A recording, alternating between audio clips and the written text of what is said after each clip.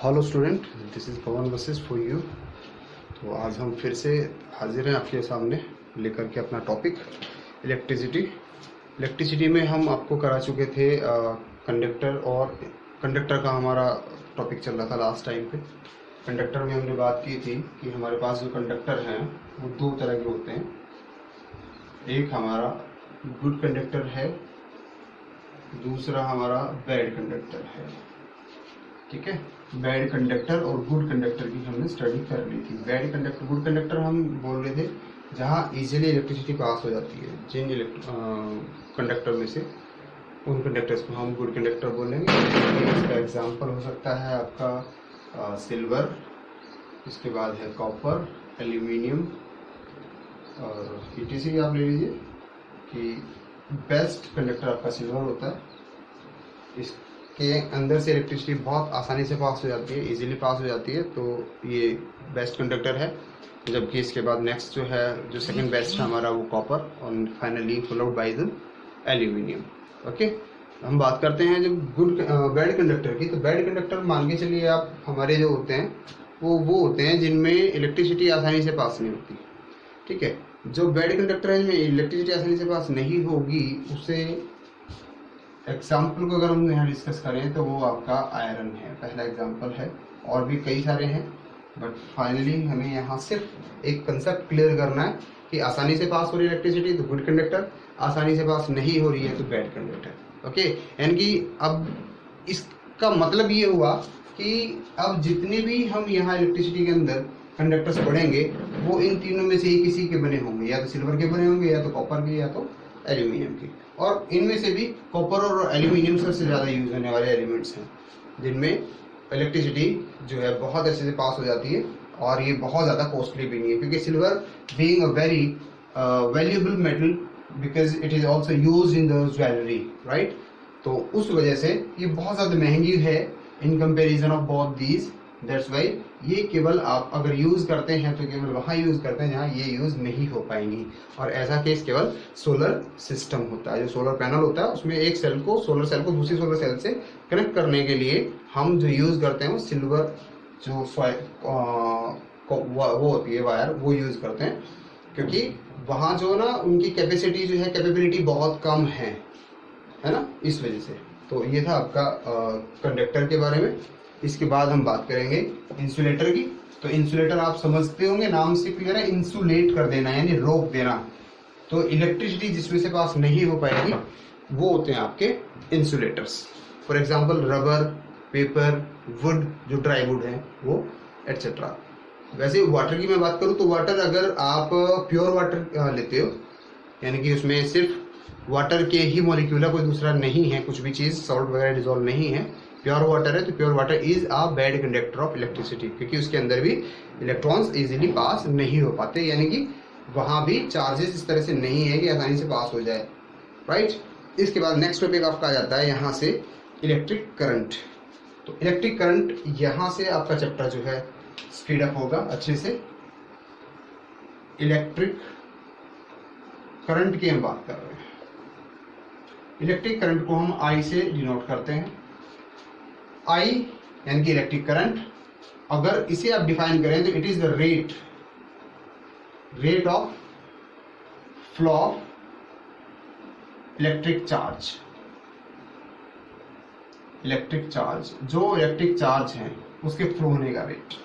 मतलब इसे आप ऐसे भी कह सकते हो इसके बजाय कि amount of charge flowing per unit area in unit time। यानी कि यूनिट टाइम में जो अमाउंट ऑफ चार्ज फ्लो करेगा उसी को आप बोलते हो इलेक्ट्रिक करंट। यानी इलेक्ट्रिक करंट को बताने के लिए आपको क्या बताना होगा, यहाँ से I is equal to Q upon T। क्यों क्या हो जाएगा, अमाउंट ऑफ चार्ज है ये तो आपका अमाउंट ऑफ चार्ज, और that is divided by T यानी कि टाइम टेकन, राइट। तो जो इलेक्ट्रिसिटी अगर आपको कहीं से फ्लो कर रही है और आपको फाइंड आउट करना है कि यहाँ कितना करंट फ्लो करेगा, तो उस करंट को फ्लो करने के लिए आप फाइंड आउट कर सकते हो इस वाले फॉर्मूले से, I = Q/T। तो यहाँ से क्या बताओगे आप, I की वैल्यू फाइंड आउट कर सकते हो। अच्छा, I का जो SI यूनिट है वो हो जाएगा यहाँ से ampere, SI unit of I यानी इलेक्ट्रिक करंट एम्पियर होता है, और एम्पियर को आप कैपिटल A से शो करते हो, ठीक है। अब इसके बाद हम बात करेंगे नेक्स्ट टॉपिक की, जो कि आपका होगा कि define SI unit of electric current. ये क्वेश्चन कई बार बनता है, इलेक्ट्रिक करंट को डिफाइन करवा लेते हैं वो, कि आप कैसे डिफाइन करोगे 1 एम्पियर करंट को, यानी कि यूनिट को कैसे डिफाइन करोगे। जैसे भी हमने बताया यूनिट क्या है इसकी, एम्पियर है। तो एग्जाम में क्वेश्चन हो सकता है कि डिफाइन 1 एम्पियर या define SI unit of electric current. तो इसके लिए आप ये बताओगे कि I = अभी हमने बताया आपको Q/T है, राइट। तो यहाँ से अगर Q की वैल्यू आप ले लीजिए 1 क्या कूलम, 1 कूलम चार्ज अगर फ्लो करे और टाइमिंग कितना 1 सेकेंड, तो जो I की वैल्यू हो जाएगी कितनी 1/1 = 1 क्या एम्पियर। यानी कि I = 1 एम्पियर कब आता है, जब Q की वैल्यू 1 हो और T की वैल्यू 1 हो। मतलब से आप डिफाइन कर सकते हो कि it is 1 coulomb of charge flowing through any cross section of a conductor, यानी कि it is flowing of 1 coulomb charge through any cross section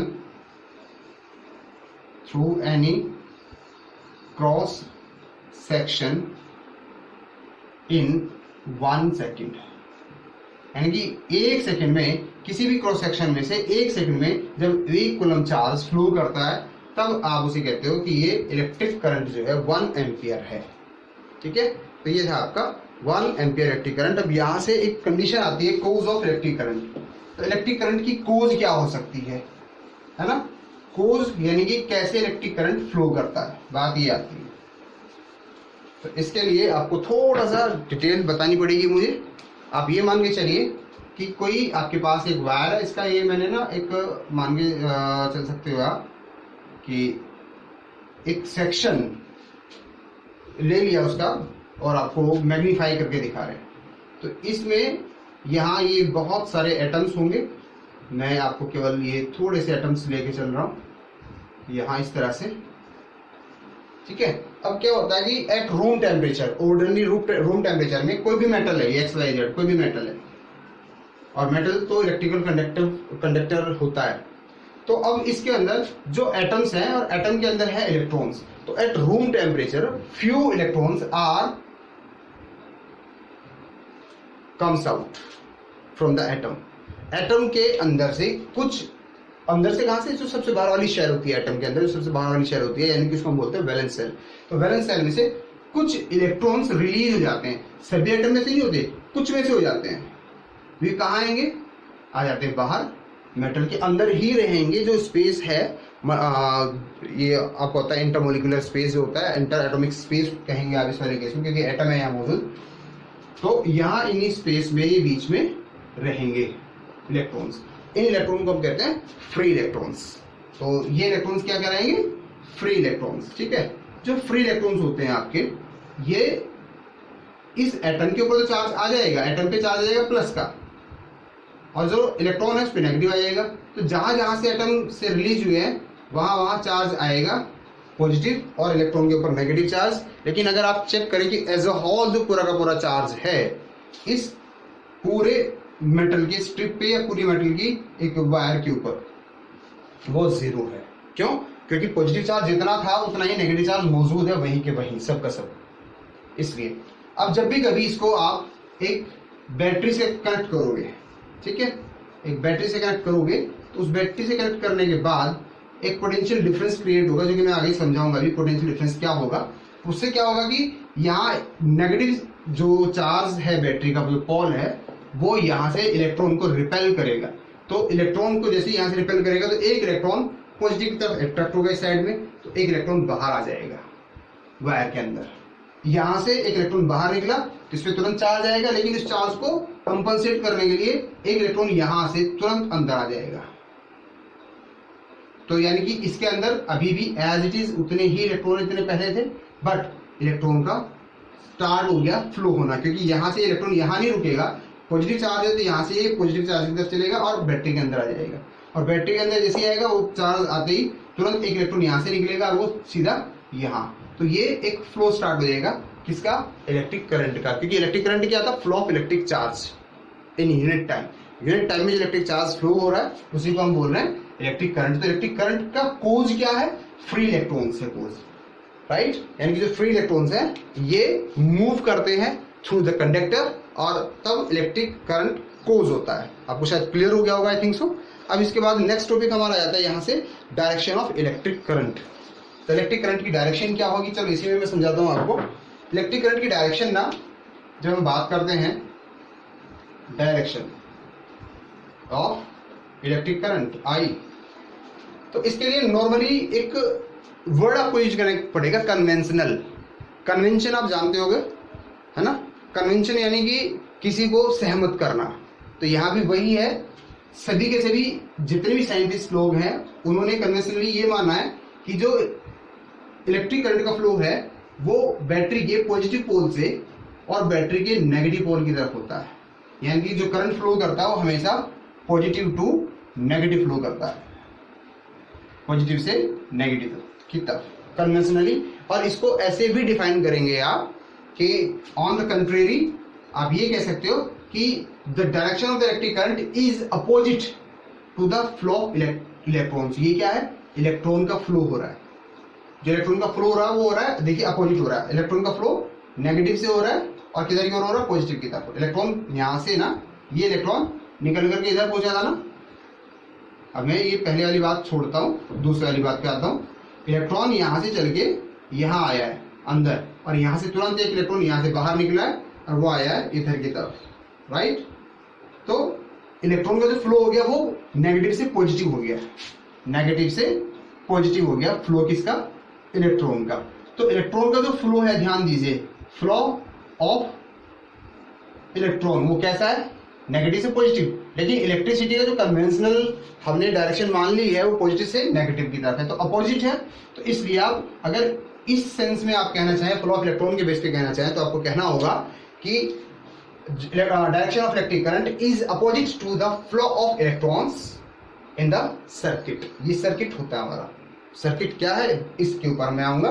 तो अभी आपको समझ में आया कि जो डायरेक्शन है इलेक्ट्रिक करंट की, नॉर्मली कन्वेंशनली पॉजिटिव से negative Paul of the battery होती है, बट ऑन द कंट्रेरी आप ये कह सकते हो, या on the opposite, on the other hand आप ये कह सकते हो कि जो करंट है, इलेक्ट्रिक करंट है, वो फ्लो जो इलेक्ट्रॉन था उसके अपोजिट होता है, यानी फ्लो जो था इलेक्ट्रॉन का, फ्लो इलेक्ट्रॉन के फ्लो के अपोजिट, यानी कि पॉजिटिव से नेगेटिव। फ्लो है नेगेटिव से पॉजिटिव, लेकिन करंट जो हो जाएगा वो डायरेक्शन उसकी पॉजिटिव से नेगेटिव की तरफ होती है। ऐसा हम मानते हैं, ये आपको याद करना है, ठीक है। ऐसा कोई बड़ा लॉजिक नहीं है कि जी ये ऐसे कैसे हो गया, ये वैसे कैसे हो गया। सिर्फ इतना ही है कि कन्वेंशनली हमने जो माना है वो यही माना है कि पॉजिटिव से इलेक्ट्रिक करंट नेगेटिव की तरफ चलता है, दैट्स ऑल। लेकिन जब हमें इसको समझाना पड़े, इसी बात को समझाना पड़े, जैसे आप ये मान के चलिए कि भाई मैंने आपको 50 रुपए दिए, अब ये लिख दिया मैंने कि I have given you the 50 rupees, अब मैंने इतना ही लिखा 50 रुपीज गिवन किए गए हैं, तो इसको अगर आप यहाँ 150 हो जाएगा तो इसको हम क्या कर सकते हैं, आगे लिख सकते हैं जिसके कि आधे 25 होते हैं, 25 होते हैं, तो अब उसको कैसे चेंज करेंगे, क्योंकि अगर इसको 150 कर दिया तो 1 और वहाँ पे आप मैंने कहा 25 होते हैं आधे, तो 125 तो होते नहीं 150 के आधे। इसका मतलब क्या हो गया, छोटा सा मैं जो कहना चाह रहा हूँ था कि इसी बात को एक्सप्लेन करने के लिए कि पॉजिटिव से नेगेटिव होता है, इसी को एक्सप्लेन करने के लिए हमने ऐसे भी बोल दिया कि opposite to the flow of electrons, ठीक है। इतना याद करना है, ज्यादा याद नहीं करना है, इंपोर्टेंट आ जाता है। कितना बताना है इसको मैं समअप कर देता हूँ। इलेक्ट्रिक करंट जो है आई, ये होता है फ्लो ऑफ इलेक्ट्रॉन्स या flow of electric charge in unit time through any cross section. Ampere ऐसा यूनिट होगी इलेक्ट्रिक करंट को मेजर करने के लिए।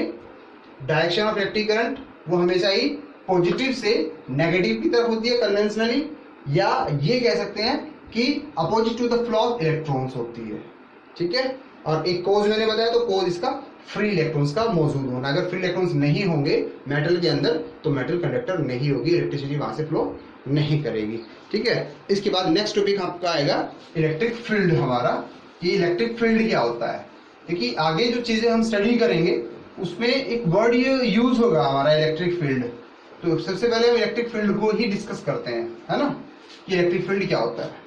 तो इलेक्ट्रिक फील्ड में आप ये ऐसे मान सकते हैं कि आपके पास मान के चलिए कोई चार्ज है, क्यों चार्ज आपके पास में है।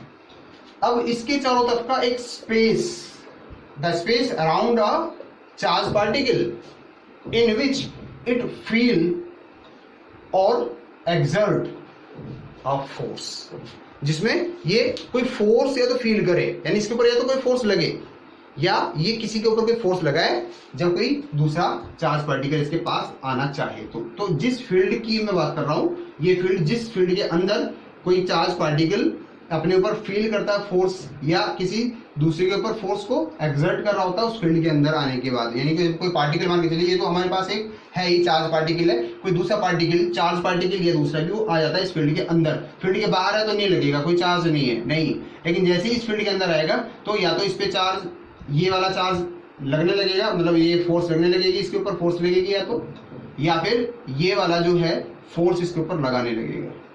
ये फोर्स जो एक्सर्शन है या फोर्स एक्सपीरियंस करने की बात है वो केवल तब है जब एक फील्ड, पर्टिकुलर फील्ड के अंदर कोई पार्टिकल आ जाए, तब उस फील्ड के बाहर जाने के बाद वो केस नहीं है, तब इस फील्ड को हम बोलते हैं कि ये फील्ड कैसा है, आपका इलेक्ट्रिक फील्ड है।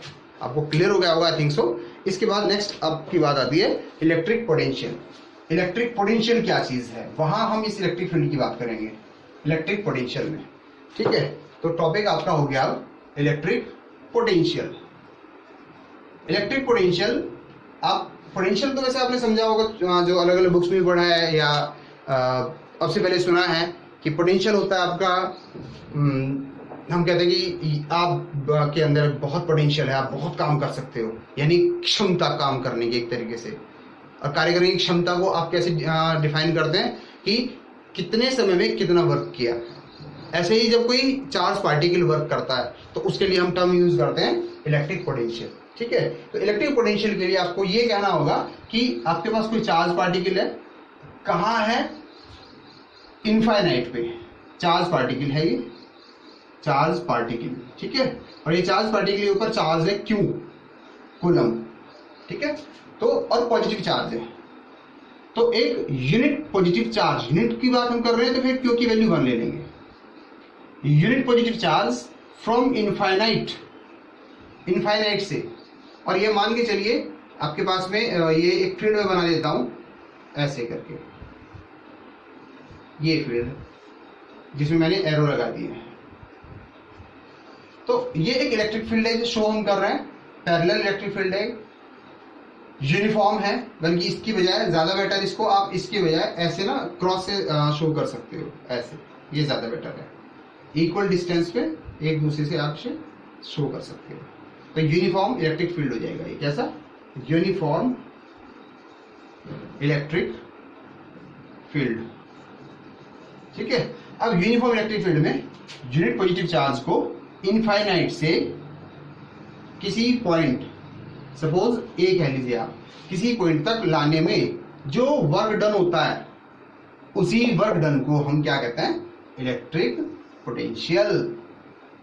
इलेक्ट्रिक पोटेंशियल डिफाइन समझ में आया कि it is defined as the work done in moving a unit positive charge from infinite to a point placed in a uniform electric field, यानी कि यूनिफॉर्म इलेक्ट्रिक फील्ड में उपस्थित किसी भी बिंदु तक लाने में, जब 1 कूलम चार्ज को, पॉजिटिव चार्ज को इनफाइनाइट से लाने में, फील्ड के अंदर तक, इनफाइनाइट से फील्ड के अंदर तक लाने में जब कोई कार्य किया जाता है, वर्क किया जाता है, तो उस वर्क को हम इलेक्ट्रिक पोटेंशियल बोलते हैं। तो इसका जो फॉर्मूला यहाँ से हो जाता है, ये होगा यहाँ से V आपका, तो V हो जाएगा W अपॉन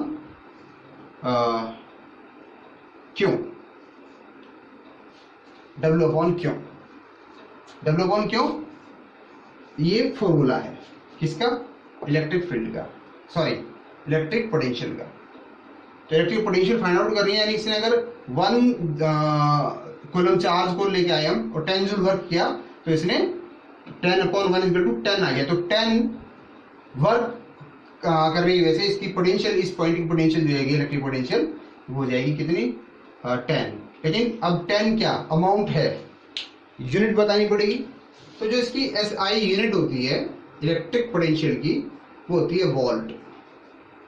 आपने वोल्टेज सुना होगा ना, यानी वोल्टेज यानी volt meter, volt meter, volt को मेजर करने के लिए ये होता है वोल्ट।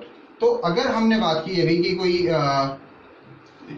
एक चार्ज है, 1 कूलम चार्ज है, इनफाइनाइट से किसी इलेक्ट्रिक फील्ड के अंदर एक पॉइंट तक लाने में उसे 10 जूल वर्क करना पड़ता है। तो यहाँ क्यू की वैल्यू हो जाएगी कितनी 1 कूलम और डब्ल्यू हो जाएगा यहाँ से 10 जूल। तो इस तरह से V = हो जाएगा आपका W/Q यानी कि 10/1, तो यह आ जाएगा आपका 10 वोल्ट।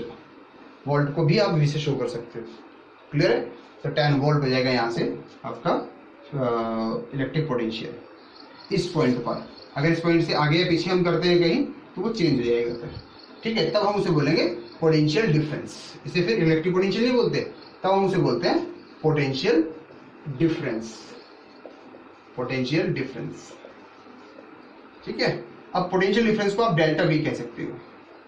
और उसके लिए यही एक पॉइंट की एक यूनिट पॉजिटिव चार्ज को यूनिफॉर्म इलेक्ट्रिक फील्ड के अंदर एक पॉइंट तक लेके आ रहे हो आप यहाँ, तो वो A पॉइंट है। सपोज दूसरा पॉइंट हमारा हो जाता है B, अब मान के चलिए वो B हो जाता है हमारा पॉइंट यहाँ। तो यहाँ से इसको हम इस बार लेके आते हैं B तक। तो B तक आने में, यहाँ तक आने में तो WA वर्क हुआ और B तक आने में हुआ WB वर्क। तो अब कितना वर्क डन इसको करना पड़ा, यानी कि अलग अलग यहाँ WB करना पड़ा या W1 करना पड़ा, WA यानी कि। पर अगर कोई ये पूछ ले हमसे कि पोटेंशियल डिफरेंस कितना हुआ, क्योंकि यहाँ पोटेंशियल है ला के ले जाने में, यहाँ इतना पोटेंशियल था, इस पॉइंट तक लाने में इतना पोटेंशियल है, तो भाई डिफरेंस बताइए ना, पोटेंशियल डिफरेंस कितना है इन दोनों के बीच। तो दोनों पॉइंट के बीच का पोटेंशियल डिफरेंस फाइंड आउट करने के लिए आपको इस इलेक्ट्रिक पोटेंशियल को इस वाले में से लेस कर देना, यानी कि ये हो जाएगा आपका यहाँ VA और ये हो जाएगा VB। Means W delta V जो है आपका यहाँ से हो जाएगा कितना VB माइनस VA। मतलब यहाँ जो आपने V, अगर मैं इसको A मान लूँ ऐसे ही VB, तो WB/Q। अब पहले वाले केस में भी Q उतना ही है, दूसरे वाले केस में भी उतना ही है, लेकिन वर्क डन अलग अलग है। तो या तो अलग अलग निकालिए और लेस कर दीजिए। एक तरीका तो है ये, राइट, जिसमें कि मैंने दिखा दिया आपको WBB माइनस VA। इसको आप ऐसे भी लिख सकते हो, कई बार आपको याद नहीं रहा कौन सा बड़ा है कौन सा छोटा है, तो VA माइनस VB कर दिया, लेकिन मॉडुलस लगा दीजिए। मॉडुलस लगाने से अब जो वैल्यू आएगी ना, वो बाहर जो आएगी वो वैल्यू पॉजिटिव होगी, प्लस की होगी, चाहे ये बड़ा हो या ये बड़ा हो। Got it. तो आप इसको ऐसे भी लिख सकते हो, या फिर आप इसको ऐसे लिखिए, जो बड़ा है बड़े में से छोटे को घटाया जाएगा, राइट। इसकी वैल्यू पॉजिटिव ही आएगी, क्योंकि डिफरेंस है ना, तो डिफरेंस तो पॉजिटिव ही होगा, डिफरेंस नेगेटिव नहीं होगा, बस केवल ये ध्यान रखना है, ठीक है। अब इसके साथ साथ एक और यहाँ से तरीका है इसको फाइंड आउट करने का, पोटेंशियल डिफरेंस को। वो कैसे, जैसे अभी हमने बताया कि जो वर्क डन है ना वो डिफरेंट हो गया हमारा, तो ठीक है, क्यों तो डिफरेंट नहीं हुआ। इसको आप ऐसे कर सकते हो फिर, delta V = W2 minus W1/Q, ये तो चेंज ही नहीं किया, तो इसको आप ऐसे करके भी निकाल सकते हैं, ठीक है। तो आपके पास दो फॉर्मूले हुए, एक तो ये हो गया ये वाला अभी जो बताया मैंने, और दूसरा जो पहले बताया आपको, यानी कि V2 माइनस V1 का मॉडुलस। तो आप इन दोनों में से कि जो भी आपको सूट करे वो फॉर्मूला यूज कर सकते हो पोटेंशियल डिफरेंस को फाइंड आउट करने के लिए, राइट। अब इसके बाद की नेक्स्ट वीडियो में आप यहाँ से अब थोड़ा सा कर सकते हो क्या, न्यूमेरिकल्स। जो आपकी एसचंद की बुक है, एसचंद की बुक में से थोड़े से न्यूमेरिकल करने की कोशिश कीजिएगा। पहले वहाँ दिए हुए हैं आपको ये सॉल्यूशंस दिए हुए हैं, यानी कि जो सैंपल प्रॉब्लम्स हैं वो दी हुई है, सैंपल प्रॉब्लम कर लीजिएगा। उसके बाद तब जो दूसरे प्रॉब्लम्स गिवन एक्सरसाइज वगैरह में वो आपको करनी है। नहीं होती है, कमेंट बॉक्स में जाइए, प्रॉब्लम सॉर्ट आउट करवाने के लिए आप बताइए कि सर ये इस पेज नंबर पे ये प्रॉब्लम है, या अपना उतना ही क्रॉप करके भेज दीजिएगा। केवल एक बार में एक क्वेश्चन पूछे भेज दीजिएगा मुझे मेरे चैट बॉक्स पे, या फिर मेरे यहाँ वीडियो के नीचे कमेंट बॉक्स में कि सर ये वाली समझनी है, तो मैं फिर आपको वो क्लियर कराऊंगा। अदरवाइज इसके बाद आ जाती है हमारे पास एक एक्सरसाइज, तो वो एक्सरसाइज अपने पास में जो मेरे पास है वो अलग से मैं कराऊंगा आपको बाद में। तब तक के लिए बाय बाय।